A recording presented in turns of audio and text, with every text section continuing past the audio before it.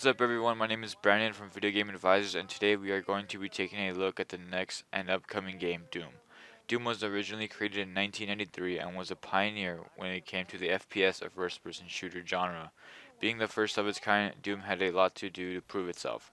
During this generation, arcade and side-scrollers were dominating the industry, so ID Software had a lot to do to change the way people played games. In the first Doom game, you play as an unnamed character, referred to most of the community as Doom Guy, and your task is to kill the hordes of enemies escaping from hell onto Earth. This fits the classic hero role used today by modern games that makes the players really want to play the game. The only downside is the insane amount of blood and gore that would give Mortal Kombat a run for its own money.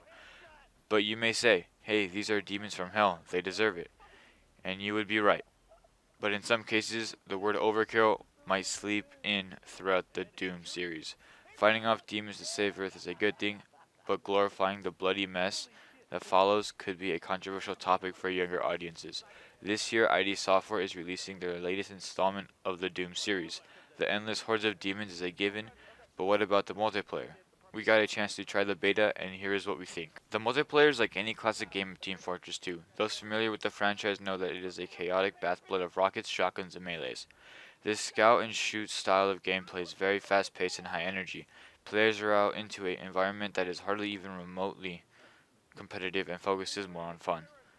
Players can throw their hard-earned KDs or kill-death ratios out the window with this game because no matter what you do, it's going to be a giant explosive bloodbath. Some players enjoy not having the competitive side of multiplayer weighing over them when playing online, but some players avoid it because there is no point in playing. This iteration of Doom is clearly not targeted at younger, more competitive audiences, but is instead meant for the older demographic of gamers who will enjoy the sentimental value of the game rather than the actual content. So keeping that in mind, we can tell that the demographic of gamers is going to be primarily in their late 20s and early 30s. Now let's take a look at what we think the game is going to look like. The game is going to be rated M for mature because of blood and gore, as well as intense violence. You can be certain of that. The game is a good classic shoot and scoot FPS that will have you coming back for more of its thrilling gameplay. The hero role makes you feel awesome as you take down whatever hell has to throw at you head on. The game is probably going to be focusing more on the horror side this time, which could be a bad thing instead of it being a classic FPS like its predecessors. The multiplayer can be tough if you don't learn how to have fun with it. The constant deaths can be annoying for some gamers. The multiplayer is also quite bloody in comparison to most others. In all, we think this game could be great for the older audiences, but definitely not for kids, because of the blood and gore as well as the horror aspect of this game. We believe that children will be changed greatly after playing this game. Thanks for joining us. Go ahead and check out our channel for more reviews, and look in the description for some articles about gaming, and we'll see you next time.